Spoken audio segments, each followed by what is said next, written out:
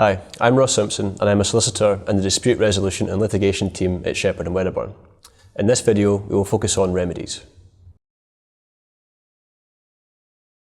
There are a number of remedies that can be granted by the Scottish courts. For today's purposes, we will focus on 5 that we see most commonly. In Scotland, our judgments are called decrees.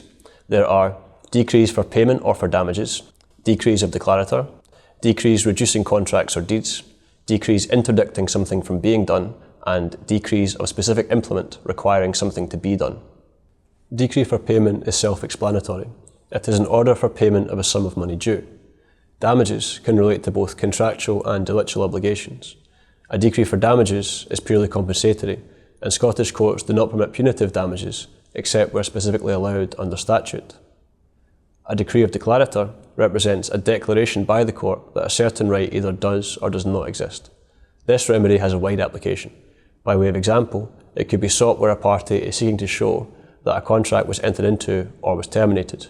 It could also be sought to declare that a party is entitled to take access over the property of another. Declarator is most often, but not necessarily, sought in conjunction with other remedies, such as payment or interdict.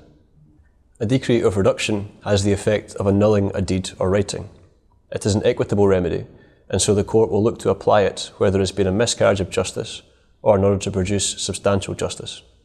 As such, there is no definitive list of cases in which reduction can be sought. One situation in which we might expect to see reduction sought would be where a party is seeking to annul a fraudulent will. An interdict is an order of the court to prevent either a wrong that is in progress or a wrong which is reasonably apprehended. An interdict is similar to what is known in England as an injunction. Where a case has been fully considered at proof, evidence has been led, and the defender's actions have been found to be unlawful, a pursuer is entitled to interdict alongside whichever other remedy is sought. If an interdicted party fails to observe the interdict, they may be liable to punishment by fine or even imprisonment. Parties can seek an interim interdict, which applies temporarily whilst the proceedings for the full, perpetual interdict are being litigated.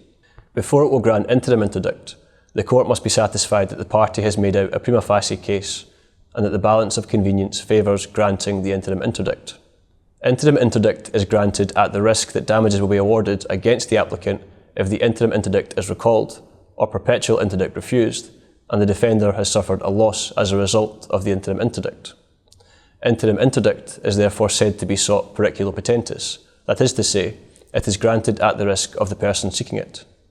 It is therefore not a form of order which should be taken lightly. The final category that we will cover is specific implement. This is where the court orders the performance of some act which the defender is under a legal duty to perform. This can be used to force the performance of a contractual or common law obligation. It can be thought of as the mirror image of an interdict. The decree sought must be specific, so that the defender knows what is expected of them. Performance of the act must also be possible. You can obtain an interim specific implement in the same way as you can an interim interdict. The court must similarly be satisfied that there is a prima facie case, that the obligation sought to be implemented exists, and that the balance of convenience favours the granting of the interim order. If you would like to know how to enforce a decree once it has been awarded, then watch our video on enforcement methods, which is part of the series. For further information on remedies, visit our website or get in touch with your usual Shepherd and Wedderburn contact.